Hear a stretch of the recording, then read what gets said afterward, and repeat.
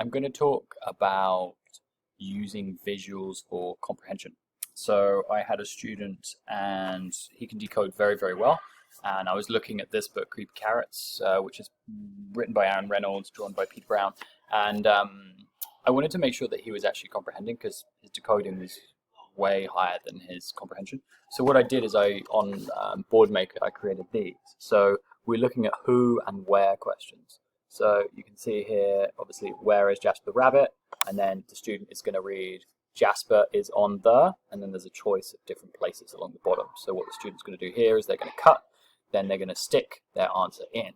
And what was quite amazing is when I was asking the student a verbal question of where is the character, they really, really struggled. But as soon as I gave it to them, and I also I put the page number here, so they would turn to page 7, they would ask themselves the question, they would read themselves part of the answer, and then they'd actually stick that here.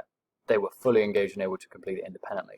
And I had thought with this student, because they could write and because they were able to read, that perhaps you have like a word suggestion box at the bottom so they could actually copy these words in. But I found the act of cutting and sticking actually made the student far more engaged. And funnily enough, they have a goal of actually improving their cutting skills. So it was kind of meeting multiple areas of their learning.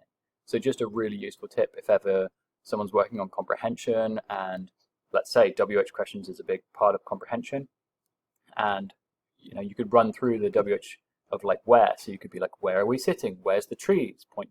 So some simple where questions to begin with, and then actually when you're sitting down and reading the book, when you get to these pages and then it's saying where is, for example, Jasper the rabbit, the student is able to then use these, I guess you could say forced choice or closed choice options to stick in the correct one here.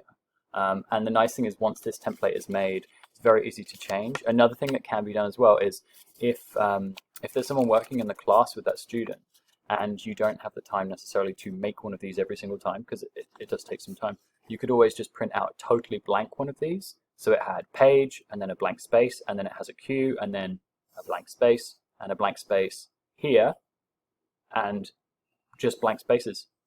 And so the person that's working with the student would then be able to actually write in where is whatever they want to say, because the book could be one that we've not prepared for, and then also they can just draw a box and the student is just cutting and sticking. So a nice little activity for working on comprehension.